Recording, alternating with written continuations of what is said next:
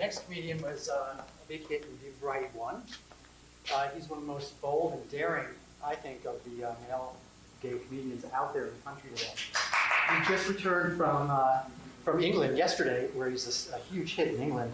And he's got a new book out called Foul Play. You can get that at his website, scottcapurro.com. And please welcome the wickedly dark Scott Capurro.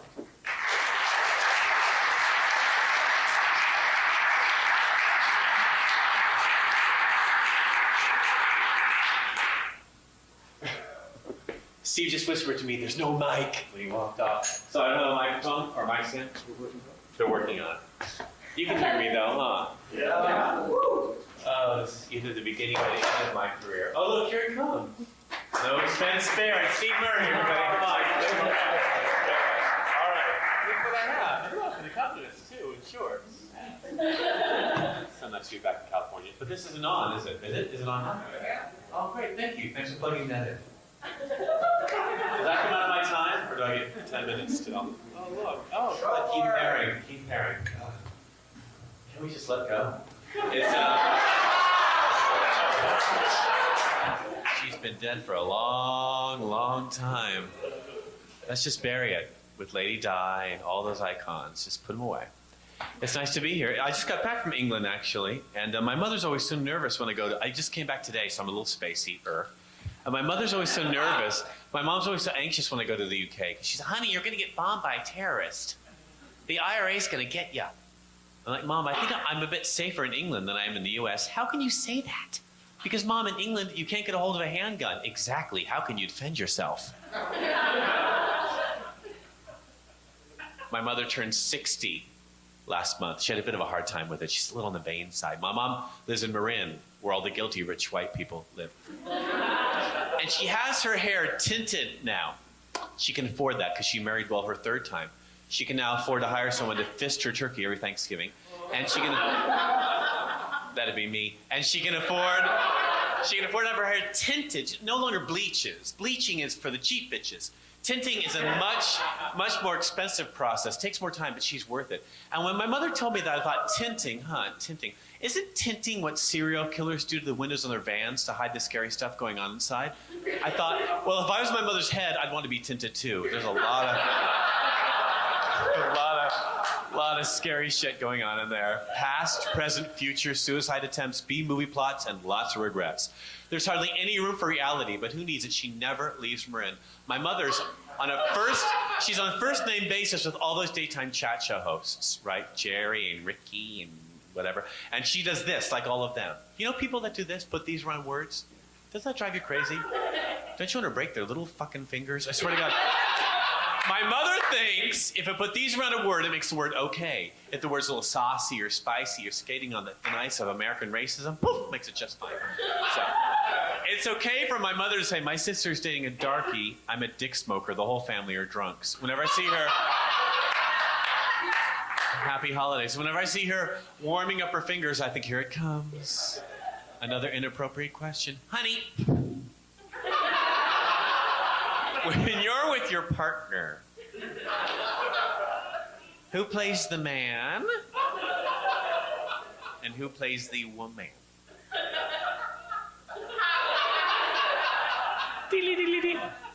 I'm grasping at straws here. Boink. Is that it?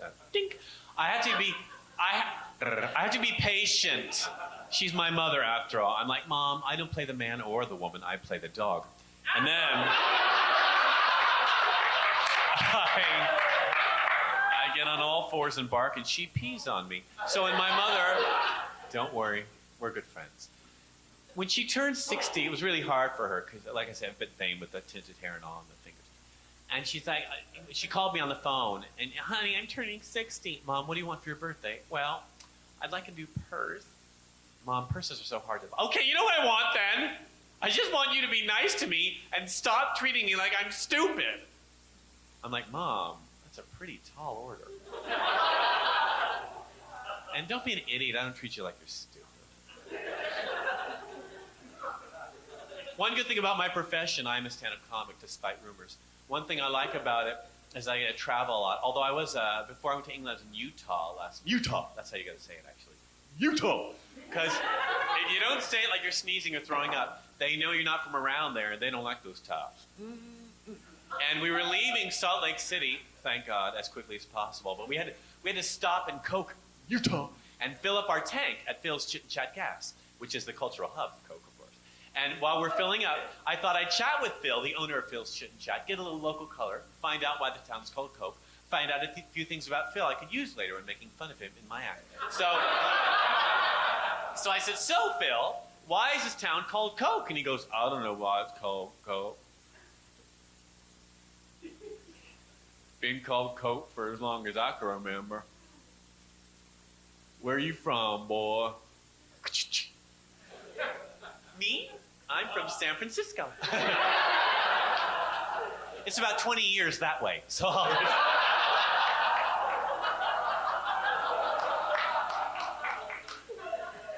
Mormons are all right, don't get me wrong, they're fine, okay?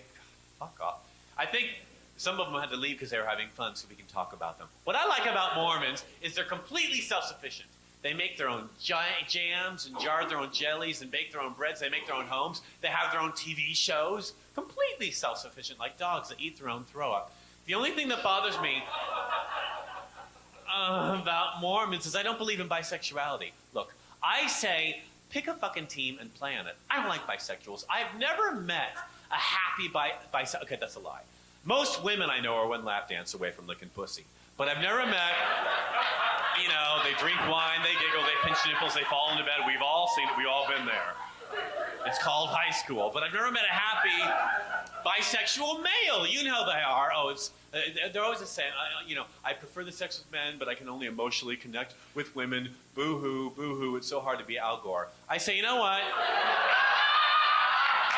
Stop taking the family money, cocksucker, and move on. It's weird. I did date a bisexual guy for a long time. Well, he was from Texas. Most gay men from Texas think they're bisexual. Of course, when I was fucking him, he looked very gay to me. And that was me, though. And he was weird because he was such a stupid guy. Because he thought if he showed me porn first before we had sex, it would turn me on. Of course, I'm a stupid guy, and it worked on me. Although one time, he decided to show me a video of he and his girlfriend having sex in Dallas. Now, I had never seen heterosexual sex. I mean, I've heard about it. I've read about it. I try to not judge. I just let it go. But he put the video in, and I was forced to watch. I think he wanted me to get all excited, but I kind of took the opposite route. I became sort of clinical. I thought, oh, that's why that is. That's why heterosexuals look so tired all the time.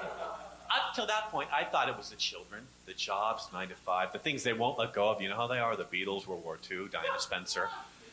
They're still dragging Lady Di out of that fucking tunnel in Paris. I swear to God, that corpse is never going to be buried. You know what I mean? It's so boring. Believe me, getting in that Mercedes was the best career move that media whore ever made. She'll never be forgotten.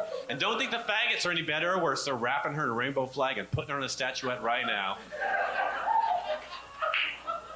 What did I say? Anyway, so I'm watching this video and I think, well, that's why heterosexuals are so tired, though. It's not all that stuff. It's the sex. Look at him. He was all over her, up and down, side to side. It seemed to take forever. All the cracks and crevices, the needs that had to be filled, the tears, the holding, the boundaries, the fears. Oh, my God. It was like building a national monument or something. I feared lives would be lost. I mean, that's the best thing about gay sex between two men. It's over in 5 minutes. Oh, come on, suck it. Let's move on. There's a movie to watch, something to eat. That's why homeless people are so hot. Am I right? The homeless are totally hot. Come on. They're so accessible. They'll do anything for a $5. And you're always at home with the homeless. Look, let's go to your place. Oh, we're already there. Suck it. And, oh no, the best thing is, if you're really good, you get a magazine afterwards. So, I'm watching the heterosexual sex. I'm kind of getting it, but kind of getting bored. Finally, he came, I guess. And then she came. Like it matters. Anyway, well, another urban myth. And then they came simultaneously because they were so in love. Red seas flowed, rivers parted. I'd never been so seasick. I only mention it to express my sincerity, to let you know I've been there. I've been there with Are there any bisexuals here tonight? Really, in the front row? Oh, look, one over there. He's bisexual? Come on, shut up. What are you, French? Same thing, right? Are you foreign? What's the deal? Where are you from? Russia. Oh, please. Russians will fuck anything. They'll stick it in a blowhole if there's a dead whale in town. Don't start with me. Russian. So oldie worldy. Who cares about you? Dead culture. Anyway, so speaking of which, dead language, dead culture. No, really, I was just in Canada. Speaking of dead language, have any Canadians here tonight? Oh my God, no, come on, dumb as a box of hair. Oh, you got out though, you escaped. Stupid as rocks. It's Sticks and Rocks had babies, they live in Toronto.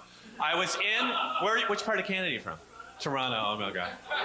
4 million people and nothing to fucking do, am I right? You know the old joke about Canadians, how to get 100 Canadians out of a swimming pool? Please leave the pool. It's because, no, they're like puppies. Every day's a new day to them. You feed me, so I love you. Anyway, so there I am. No, they're sweet, like small children. I'm, and almost as annoying, I'm in Toronto doing my shtick, and some guy corners me when they got off stage. And he tells me, I'm your biggest fan, which means, of course, you must die. And he says, I'm your biggest fan, and I really like the way you tell the audience that you're gay, eh? I could never tell the audience I'm gay, eh? I said, oh, are you a performer? He goes, yeah. Well, yeah, actually, I'm a clown at children's parties. Well, it might be just a little bit inappropriate for you to come out in front of a room full of 5-year-olds. Could you see that, though, kids? Paco has to share.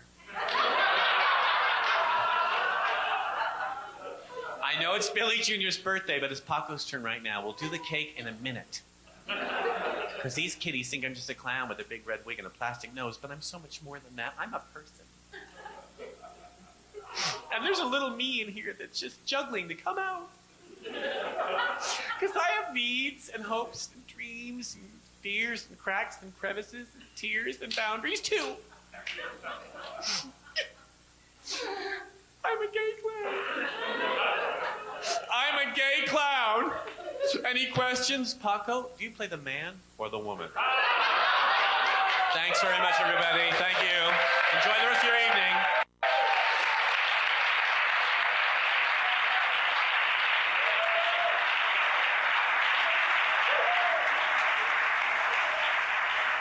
Scott Capurro.